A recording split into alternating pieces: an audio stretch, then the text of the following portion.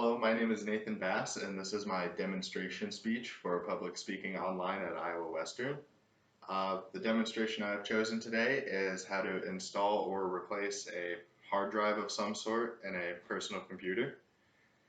Now, before you start, there's a couple things you want to be careful of. For starters, there's many different sizes of hard drives, so you want to make sure you get one that is compatible with whatever computer you have. And also, static is a big deal when dealing with computers, so normally you'd want to wear an anti-static bracelet or make sure you're in contact with the ground at all times. So to start, you have to remove the sides of your computer, which this one they just slide back and off.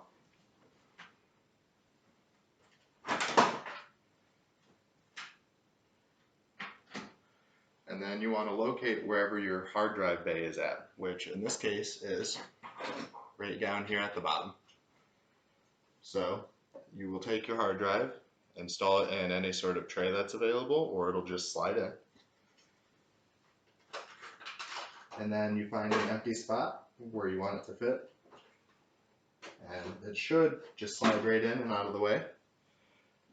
Now comes the part where you have to fully connect it.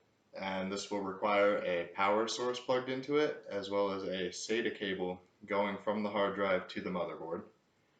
Now that's in different spots depending on the computer. Most of them, like this, have your power supply back here, so all your power cords are back here. So you can usually find one pretty easily that'll plug in. And some of them have various adapters, like this one has one on the end and one halfway through, so you can plug two things into it. And so you just want to locate the right spot on it and make sure it's fully plugged in. Some of them, depending on the size, will need one, others will need both.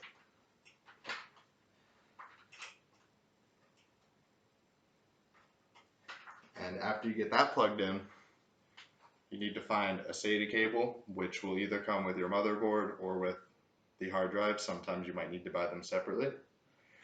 And that is where we will need to flip this around. And you need to locate a spot to plug it in at. Most motherboards will have several slots on the side, so you can plug in multiple at once. And you just need to take your cord and find an empty one and plug it in. And then after you make sure that's plugged in fully, cable management becomes important because you don't want a bunch of extra cables floating around in here where they could potentially hit the fans or get caught around other things. So you want to feed the cable back through any one of these slots. And you don't have to pull it completely tight, but you just want to make sure there's no extra slack floating around. So then we'll turn it back around. And so you take your cable and locate the other slot, and it should just plug right in. Now this is like a USB or similar ports where there's a right way and a wrong way to plug it in, but it will not let you plug it in the wrong way. So it should be securely snapped in there. Then you want to make sure it still closes properly. So usually there's a bit of a gap here along the edge. So your cables can just be pressed against this and the side should still fully close.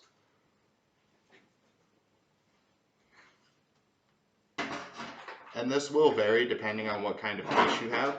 Some of them like this, both sides will come off. Other cases have just panels that will come off. And it really just varies depending on what you have.